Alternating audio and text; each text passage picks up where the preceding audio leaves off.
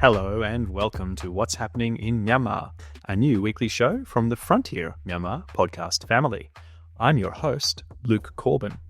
At Frontier, we understand how difficult keeping up with the latest in Myanmar can be, and in this podcast, I'm joined by journalists and experts to discuss some of the most consequential, convoluted, or maybe just plain interesting stories of the past week. Today it's Friday, December 13th, 2024, and on our 7th episode, I'm joined by Zaw Win, human rights specialist at Fortify Rights. So hello, Zaw. Thank you. Hi, Kutal Singh. Thank you so much for having me today here in the program. And also by Hafsar Tameesuddin, a Rohingya activist who is Co-Secretary General of the Asia-Pacific Refugee Rights Network. Good morning, Hafsar. Hi, Luke. Our discussion will centre on Arakan State and the Rohingya today, but first I'll quickly cover a few of the week's other major stories. On Wednesday, the World Bank issued a report stating that Myanmar's gross domestic product is expected to drop by 1% in the current fiscal year.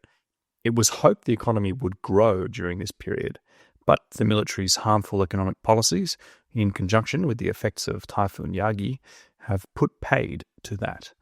The report particularly criticised the military's attempts to control the prices of essentials like fuel, rice, and cooking oil. And hot on the heels of its Northern Alliance allies, the Kachin Independence Army, or KIA, is now in the thick of Chinese pressure to scupper its ongoing campaign of victories against the Myanmar military in northern Myanmar. The KIA has sent representatives to China for talks on the conflict, and if the KIA was to fall into line and join its Northern Alliance partners in slowing its attacks on the military, it would have a significant effect on the nationwide anti-coup resistance movement. The KIA is currently involved in fierce fighting with other allies against the military in and around Bamo town. In Chin State, sources close to the Chin Brotherhood say it has defeated all the soldiers present in Mindat town, but the resistance forces have not yet conquered the military's Infantry Battalion 274 base, which is 2 kilometres out of the town centre. The battle over Mindat intensified around a month ago, and if the Chin Brotherhood were to hold the now mostly depopulated town, it would be a major strategic victory. But the biggest news this week has to be the downfall of Maungdaw on Sunday. This event was shadowed on the very first episode of this podcast 6 weeks ago, with the siege of the Border Guard Police Base No. 5 eventually taking 55 days before over 100 soldiers and conscripts finally surrendered to the Arakan Army, or AA. The long line of surrenderers included the leader of the base and of the Myanmar military's Operations Command 15, Brigadier General Thurain Tun, who has been accused of fomenting ethnic conflict, forcibly conscripting Rohingya to fight against the AA, leading a torture cell in Mandalay, and more besides. The fall of the base means the AA now controls the entire breadth of the border with Bangladesh. So, let's bring our guests in. Zaw Win, is this the end of major conflict in the border region of Rakhine State and Bangladesh? I think even though they have taken over this battalion, that is the only remaining junta base in Maungdaw, still there is a possibility of airstrike from the junta forces. At the same time, also there would be kind of fighting in the border of Bangladesh and Rakhine border.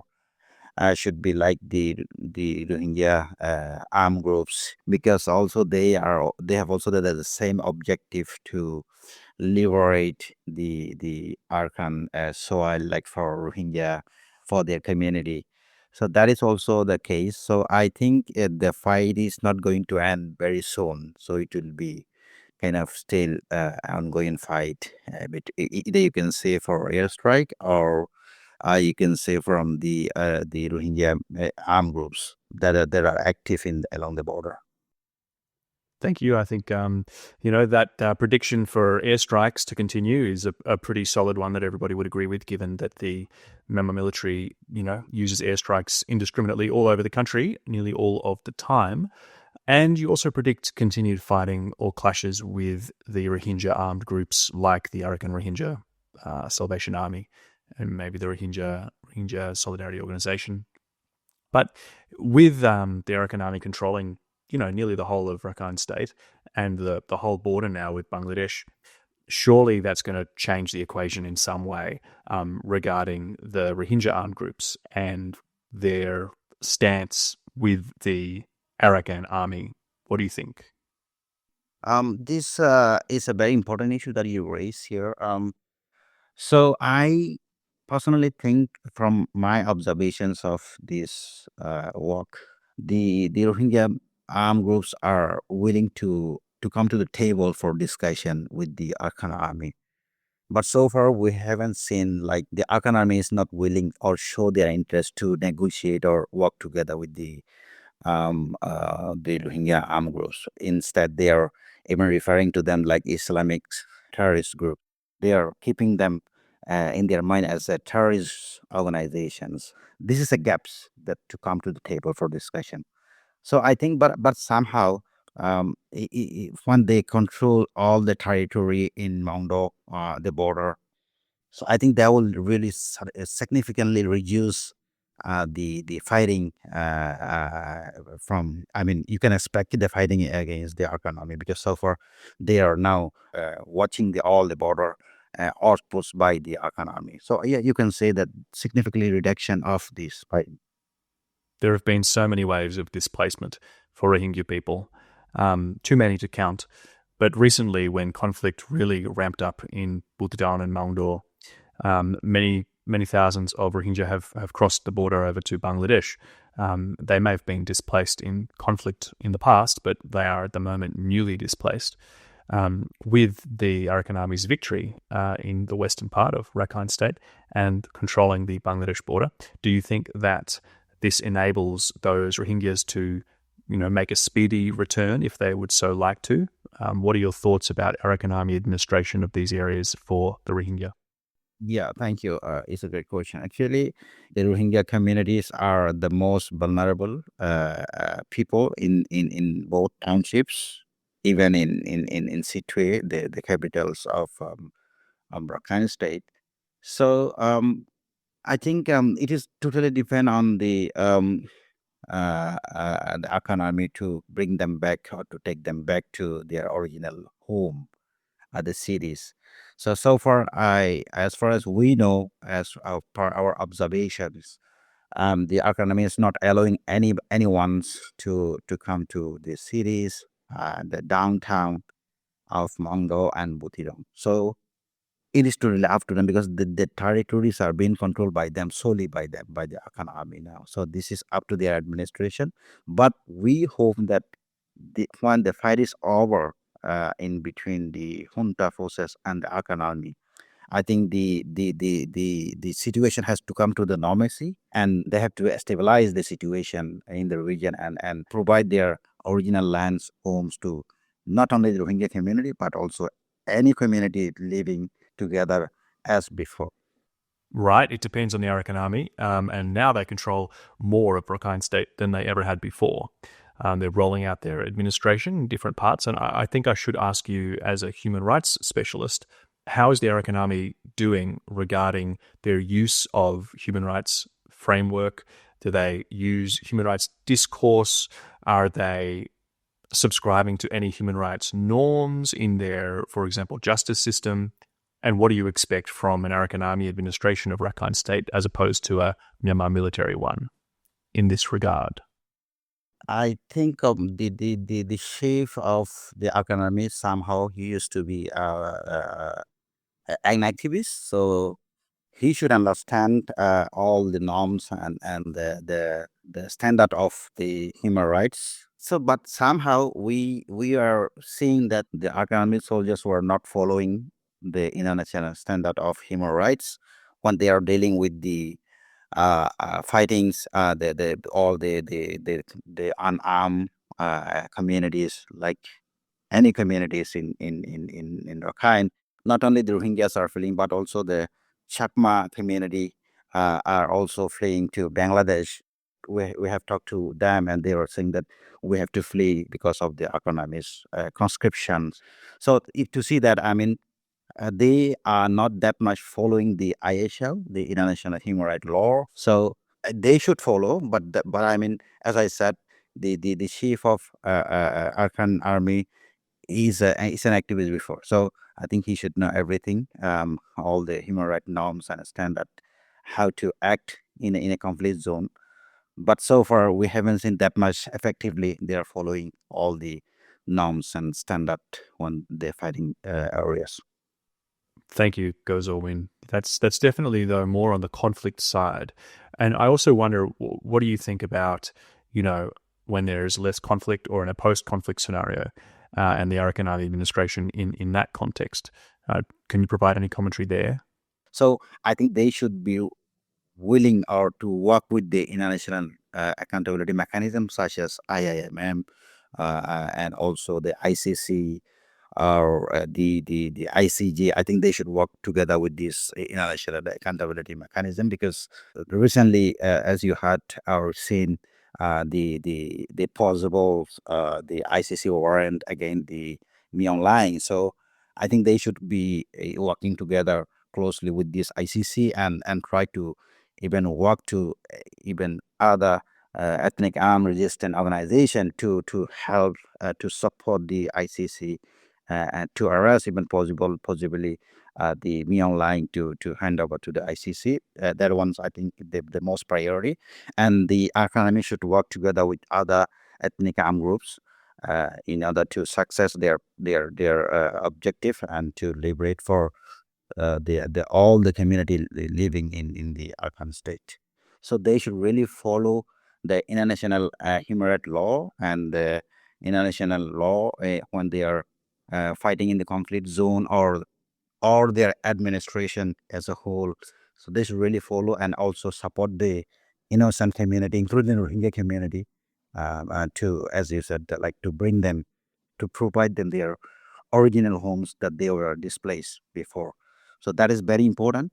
And also they have to ensure all the rights for all the community, not only the Rohingya, but also other community, including the Arkanese community, for every freedom, like freedom of movement, freedom of speech, freedom of assembly, all the rights they have to normalize as soon as possible for all the community living in Rakhine State.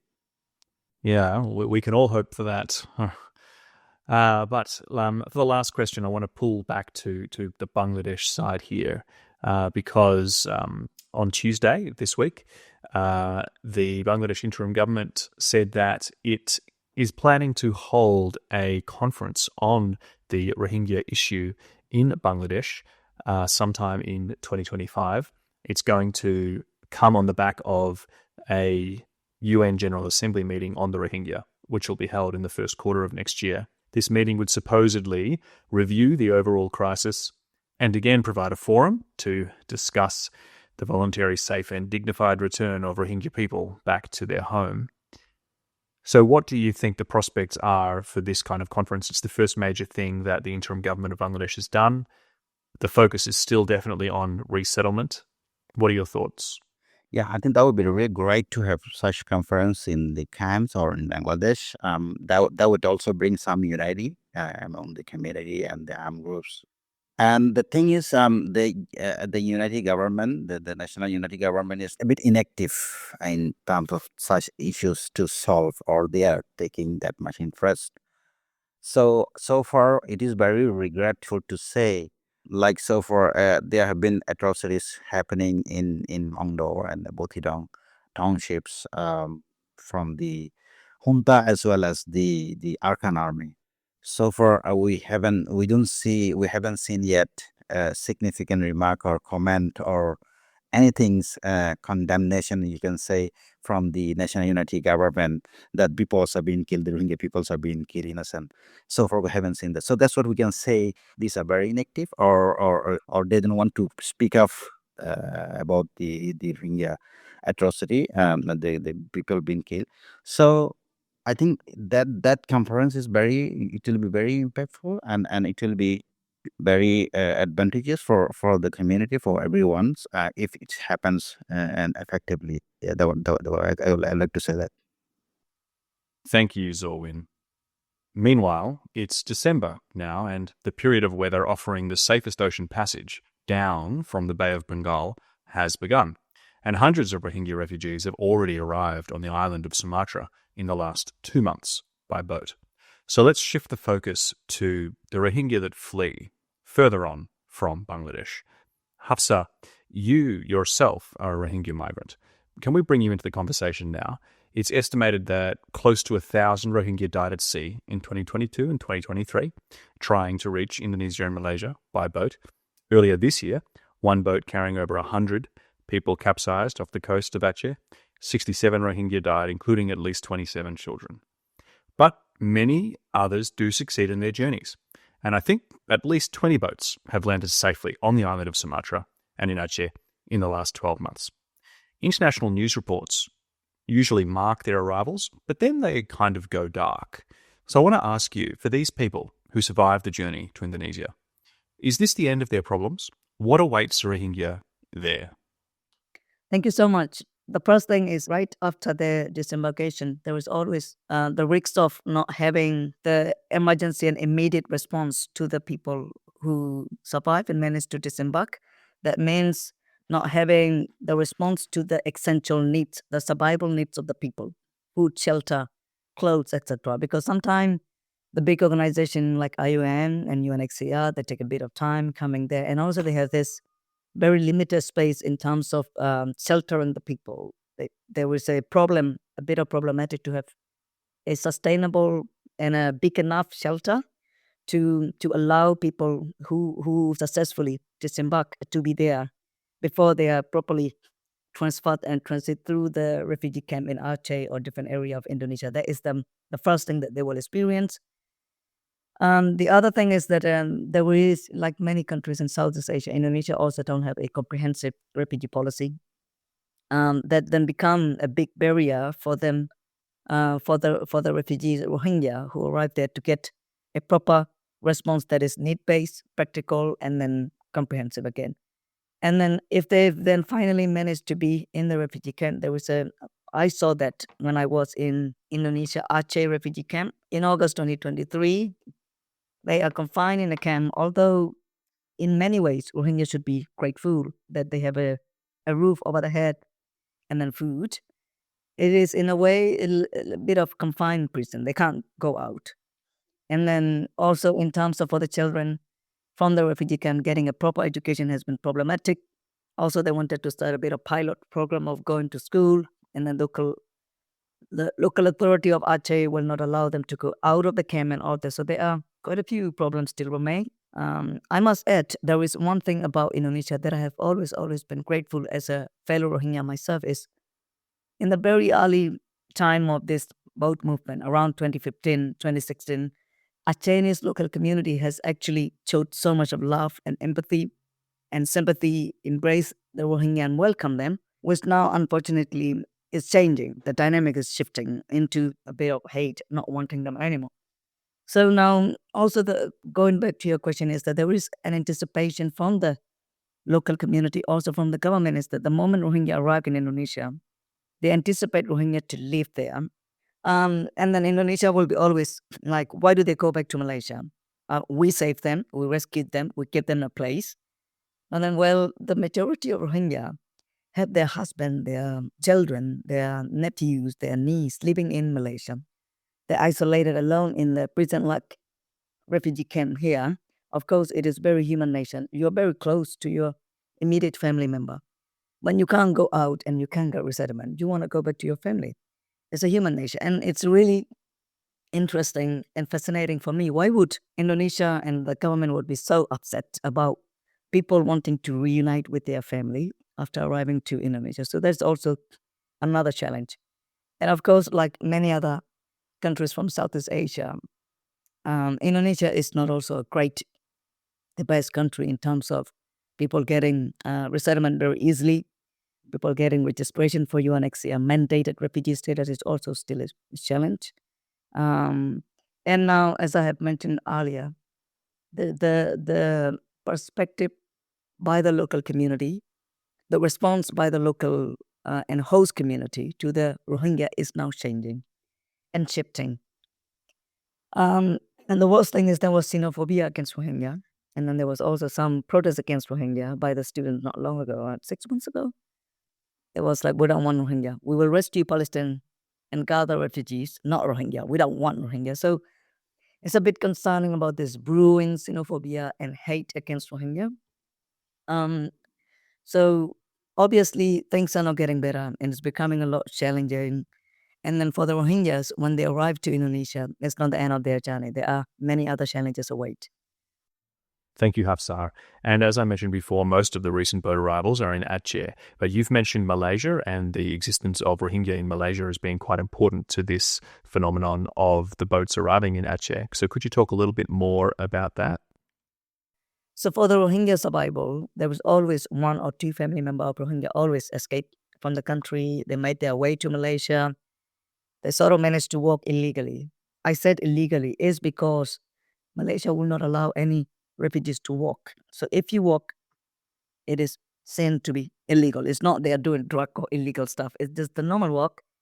But then under the refugee law, because they did not sign convention, it is against the law. So Rohingya migration, that has been happening a long time ago. So the country that most Rohingya have been migrating is Malaysia.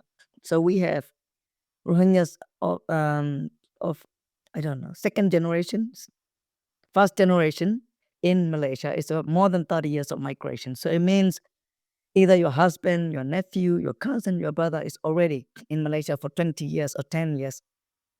Then this massive exodus of Rohingya happened in 2017. A big number of Rohingya flooded to Bangladesh. And then the coup, and then now escalation of war inside Myanmar between Arakan Army and Myanmar military, Rohingya being the scapegoat.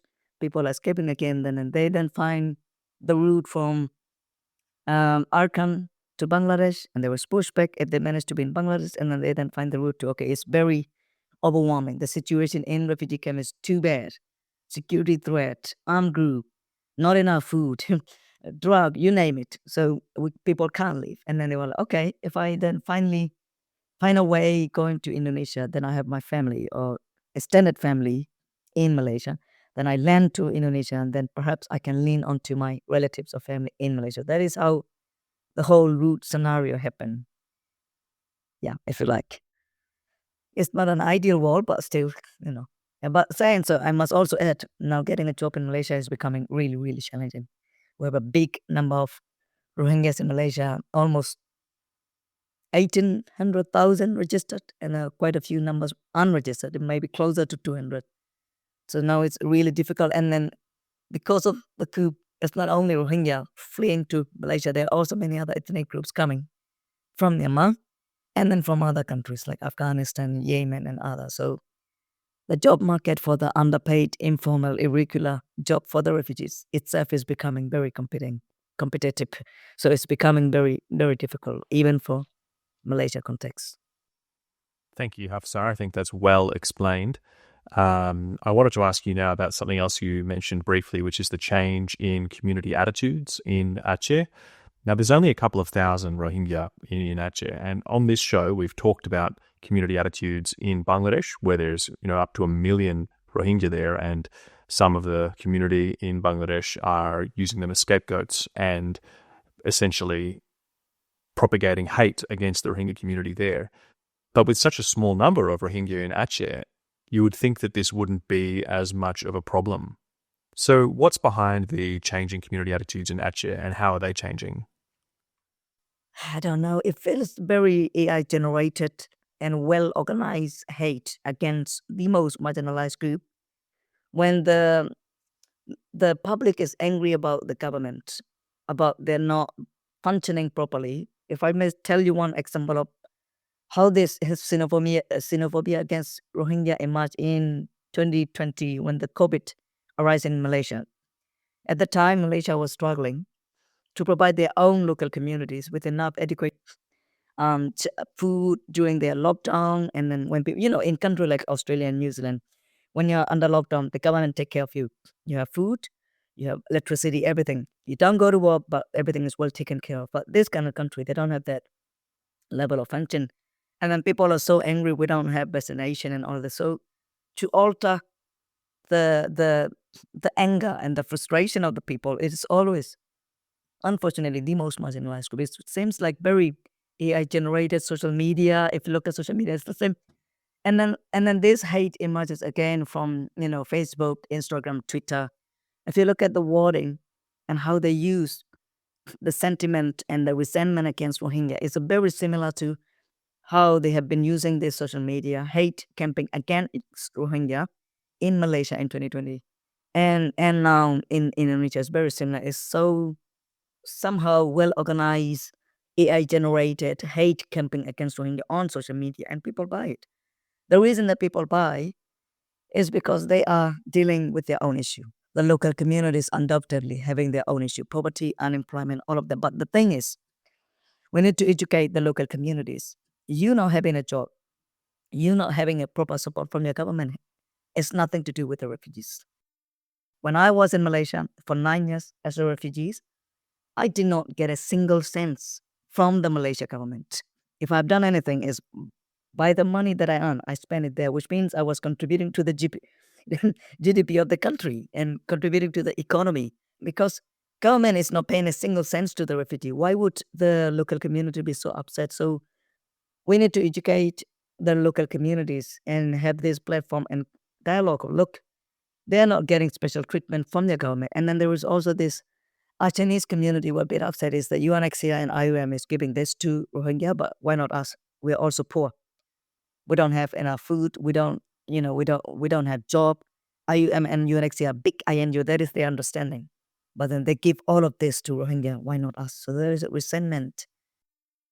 It's also very fascinating. When I do this advocacy trip to Malaysia and Thailand and Indonesia, sometimes when I do close door meeting with the people, and quite a higher level of policymakers, they will be like, Hafsar, why UNHCR is not sending all Rohingyas to overseas? I was like, oh my God. This government do not have these policymakers do not have the very basic knowledge that resettlement is only one tiny option for this massive displacement. And then they were like, repatriation. Yes, we know that it is the ultimate solution. We all want to go home. But you can't just throw people to the place where they will be just killed and you just force them to go back tomorrow. Because repatriation happened in 1992, once in the past. There was a shitty, not well organized, I'm sorry for my language, repatriation. The international communities come in, well, oh, this is a big number of refugees in Bangladesh. It's a burden, the same thing. Or Bangladesh has been bearing this massive responsibility. Let them go home. Then at that time, they didn't have a proper mechanism monitoring the successful integration of Rohingyas. And then what happened, it was very messy. And there was the next even worse wave of atrocities against Rohingyas. Some died, some managed to come back. They are still in Bangladesh. The people who experienced and witnessed this messy repatriation in 1992 are still living. So when you speak about repatriation again, of course they are traumatized. It's a long way to go. It's not going to happen like in 2 years' time or 5 years' time. So these people need to stay. So I find it very interesting why this country from Southeast Asia will not talk about other durable solutions. They're just like repatriation, resettlement. It's a hot potato. As long as it is not in my hand, that's it. I don't want to hold it because it's hot. So we're like, okay, where is your accountability? Where is your responsibility as a family of ASEAN? Rohingya issue is your issue. Rohingya is your family. Myanmar is your family, your ASEAN family. There is accountability. There is responsibility. So in many ways, it is interesting, but also I feel there is fear of resistance from the local communities. And then AI generated, very well generated, a bit of government involvement of altering the frustration and anger of the public to the most marginalized group and all that as well. Okay, and now for the last question. I just want to bring it back to the main news of the week, which is, of course, the fall of Maungdaw and the fact that the Arakan Army now has so much power in Rakhine State. I want to know, in your view, what sort of steps can the Arakan Army take to signal that it may one day have a space in its dominion for the Rohingya people? Or do you think that the Rohingya people have a better chance of one day returning home under Arakan Army rule? And what would you like to see them do? One thing that I'm very curious is, I think the dialogue between the Arakan Army leaders and us, the diaspora, need to happen. Because it is not safe for the people from inside to have dialogue with each other. Because when I was younger, I have seen this very, I don't know where it come from, very embedded hate against Rohingya for no reason. I tried very hard to understand why. Where did it come from? Both Rohingya and Rakhine, we lived together in this Arakan state for a long time. And then we both know we coexisted together. But at some point, somehow it changed into this superiority and inferiority. And then when I was younger, I remember, the parents will tell you the bedtime story, like, if you don't sleep early, the Rakhine people will come and kill you. I'm like, okay, now I'm sleeping.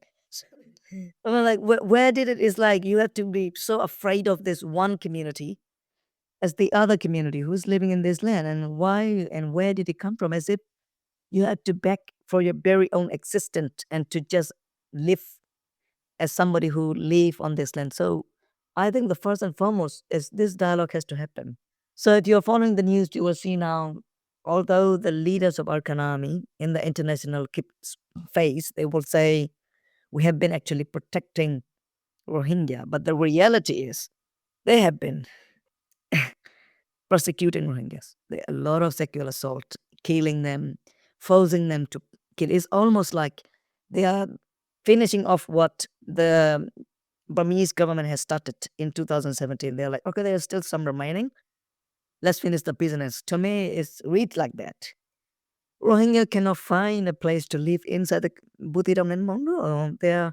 You either remain here to be slaughtered by either Arakan Army or Myanmar, or you are to witness your sisters, mothers, and wife being sexually assaulted, or just to give everything that you have and starve to death. Or you took the dangerous journey to go to Bangladesh where you will not be welcome. So this is the reality. And I doubt that the leaders of Arakan Army is unaware of what is happening inside the country. As a chain of command, how would you operate without knowing what is happening on the ground? You know that, and you are turning a blind eye. And why? And I would be very much interested to know the why, so we can have a talk. We have existed and we have lived there. We have fought for the independence of Myanmar together with other ethnic groups. Why at some point we become so unwanted as if the only group who migrated somehow yesterday? Why? So I would be very, very keen to have this dialogue with the leaders of Arakan Army, and then also slowly to the local level, and then really understanding, look, no community need to feel superior and inferior. We have lived together. We have fought for the freedom together. Look at the Rohingya king's existence. There was dynasty of Arakan in the past. There was a coin, Rohingya coin, that has been written in Arabic in the past. The coins, the money, currency used. We can all find all this evidence here. So why do you deny? Can we talk? So we need to have dialogue and unpacking all this tension between the two communities. Our point, if I may speak, from our perspective, we don't want anything more than or less than other communities. We just want to coexist with harmony together as the people who belong to Arakan, who belong to Myanmar, because no matter how much you deny, no matter how much you despise us, hate us, the truth is we are the people of Arakan. We are the people of Myanmar Burma. They know that. And then we have the living proof of the older generation of Rohingya, like 18, 19 years old, who are still living in different part of the world. They will tell you the stories. How our ancestors have fought together with General Aung San time, with Aung San Suu Kyi's side, standing together, and our patriotism, the love for our nation, all of that. So I think the first and foremost is we need to dialogue. They need to come to the acceptance and embracing and welcoming us as their equal residents and the people of Arakan together. If we don't do that, there is a danger of repeating the cycle of this dominance dictatorship in a different form and a new form by Arakan Army. Thank you so much, Hafsar.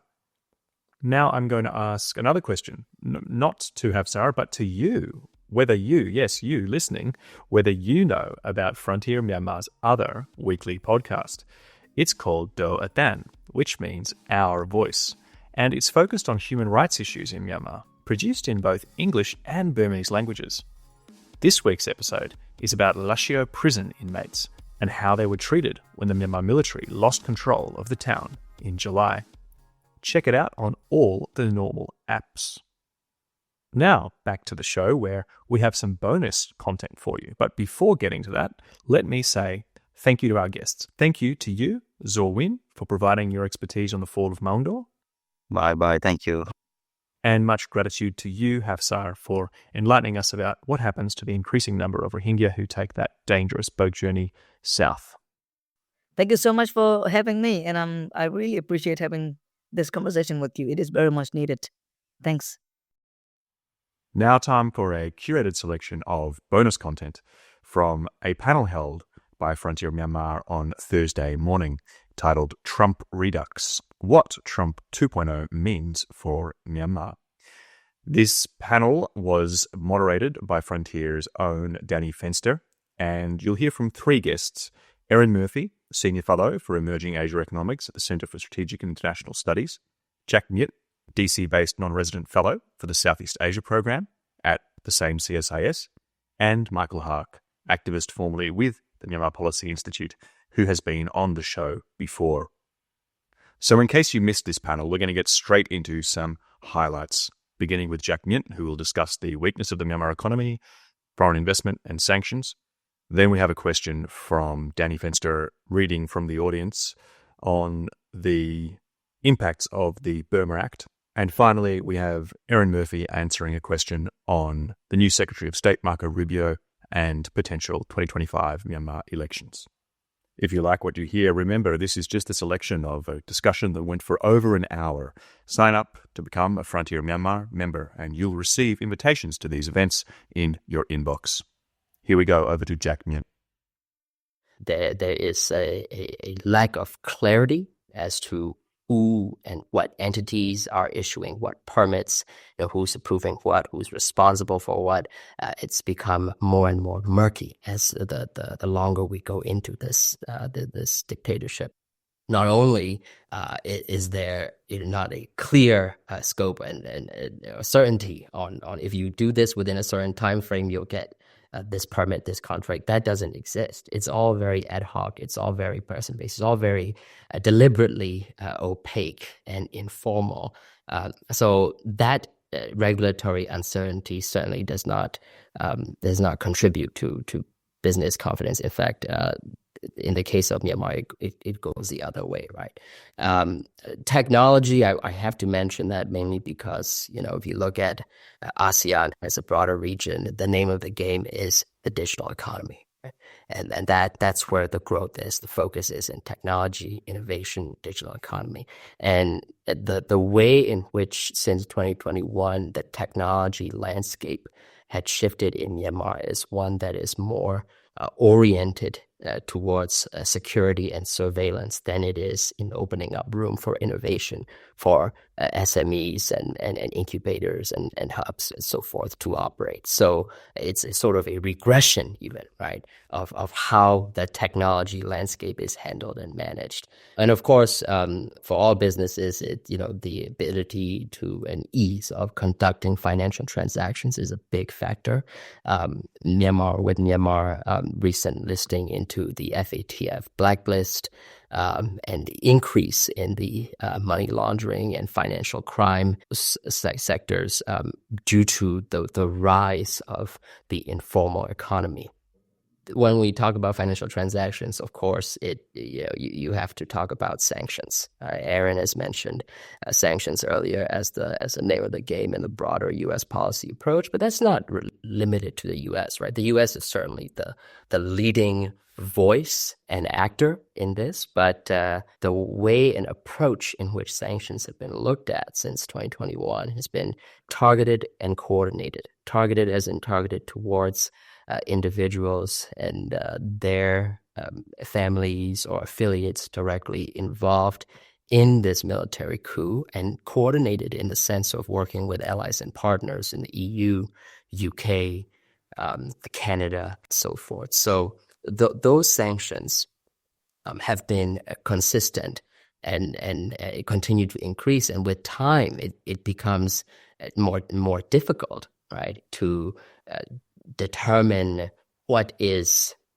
military targeted sanctions and what part of that does not trickle into the hurting the broader economy. Of course, there are always, and no matter how hard we try to make it targeted, there are always going to be unintended repercussive consequences towards the broader economy. And the another informal element of it that's worth noting is, yes, you have a sanctions policy in place that goes and targets towards certain entities and institutions, but watching that trend of how those sanctions have developed over the past 4 years, there are also private entities taking that added initiative of not taking on new risk with regards to Myanmar, or without sanctions being present, conducting their own internal decisions to cut off engagement with the Myanmar market, right? So that, on paper, the law doesn't exist, but as private entities, companies are well within their rights to do that. So that's another element that needs to be taken into account as well when we look at the broader impact of sanctions. Has anything in the Burma Act specifically gone to fund resistance, specifically resistance efforts? What exactly has the Burma Act done, I think, is sort of the generally stated version of that question. I don't know, Mike, were you about to say something or no?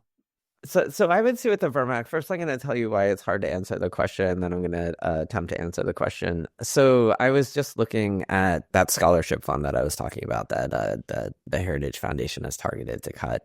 And you can look at where the money is coming from for that scholarship. And the money that's been obligated already is about $16 million. And that all came from a particular fund in USAID. And then there was a total to about 17.5 million, and the other 1.5 million came from the Economic Support Fund, which was put into the appropriations bill as it sort of the appropriation for the Burma Act. And so this is one program that is funded by multiple buckets, and most U.S. programs are like that. They're not just simply like, the funding is not as straightforward as you might imagine. With that said, I do think there's a number of things that we can tie to the Burma Act. When I was last in Chiang Mai a few months ago, there was a lot of talk about the increased aid for local governance. People seem to see it everywhere, that if you were, the sort of hot take was, if you're applying for a grant, you should make it about local governance. I think that reason is in part because of the Burma Act and pressure from the Burma Act and language in the Burma Act that allowed for that sort of aid to go in. The Burma Act did have a lot of language about cross-border aid. You've definitely seen an increase in that, or at least an increase of discussions about that. I mean, it's definitely happening. I mean, it's more humanitarian, but but the Burma Act, I would say, enabled that. I don't think MOGE sanctions would have happened without the Burma Act. I mean, the Burma Act was a large sort of push in that direction. The Burma Act is part of just larger conversation happening in Washington. And the best thing about it, and I know this happened quite a bit because I talked to people on both sides of it. The State Department got pulled in front of various meetings with Congress to talk about what they're doing to implement the Burma Act, which then pushes the State Department to actually do more to try and implement the Burma Act. And so it as a tool to keep Burma on people's radar screens, as a way to make sure that funding and attention goes to Burma, I think it was, it has been successful in that way, I think, which I do think is important. But Aaron, if you have like 2 minutes, there is one question here that I also am very curious about. I don't know a ton about Rubio's history and what his future engagement could be with Myanmar. And what are your thoughts just on Rubio? What have you seen from him in the past and hope from him in the future? Yeah, and I see a question as well on whether or not the prospect of the 2025 election in Burma and what the U.S. could do about that. For Rubio, he's actually been involved on Burma for quite a while, and I do recall when Derek Mitchell was going for his hearing to be the first ambassador in 2 decades, that he was on the Senate Foreign Relations Committee, was an active questioner. But again, was looking through things through a sanctions Cuba lens and how it applied, and really was kind of focused on the human rights situation. I think we also saw that with the Hong Kong protests in 2018, 2019, and even during the Umbrella Revolution or protests. So I think that it will continue to be a priority. What I recall is that when Tillerson and Pompeo both became secretaries of state, that Mitch McConnell called them both up and said, this issue is important to me. So, even if you leave the Hill, you don't ever truly leave the Hill. So you still listen to, a former boss and leader. So I suspect that Rubio is going to get the same call, or at least, a bit of a discussion on the way out. Now, how that will look in practice, I think we'll see. And he has interesting perches and responsibilities throughout the government. And he has been committed to Asia. I mean, he was really one of the strongest voices, I think, on Hong Kong. So I think that we can expect something similar also in Taiwan and on Burma as well. So I am cautiously optimistic about that. I think that you're going to see more of a human rights angle on the Rubio side. And I think, if there's a push to be like, hey, if we just open up a bunch of businesses in Burma, like everything is going to be great, I think you would actually see some pushback on that. I think I'll also pay attention to China's role, especially when it gets to engaging with the ethnic armed groups and on the peace talk. So the question on the 2025 election in Burma and the U.S. taking a similar approach, I don't see it at all. I really don't. And the reason why I think that, and what are the differences? So 2010, I think the U.S. government faced the tough choice of seeing, like, do we give some sort of, not even cautious optimism, but there are folks that are running in this election that were in the NLD but created their own party. These are human rights activists and political prisoners that we've supported for years, and now they're saying this might be our only chance. I think they saw this as the first chance to kind of get the military, or at least start chipping away at that power. So ultimately, the U.S. did not support it, called it a sham. This one is going to be even more so. It's not just about the NLD anymore, which I think is a big change in U.S. policy, but I think, European policy as well. And I think for the most part, especially if you have the State Department as the face of U.S. diplomacy and making statements, I think you're going to have Marco Rubio already dismiss this as, a stage-managed sham, which it almost certainly will be. I don't think you're going to you might see a few folks saying like, well, if we get back on the system, we might be able to change it. But there's also concerns that, from like the anti-government, anti-junta crowd that say, we'll assassinate anyone who runs in the sham election. So there's that concern as well, and the likelihood of violence. So I think if you have the State Department on the leading role here, and if you see someone like Walt, who has said he shares a lot of what Jake Sullivan thinks, and Jake has clear views on Burma as well, I think that you're not going to see that kind of support for 2025. And with that from Aaron Murphy, we'll wrap up the show this week. Thank you for listening to another episode of What's Happening in Myanmar.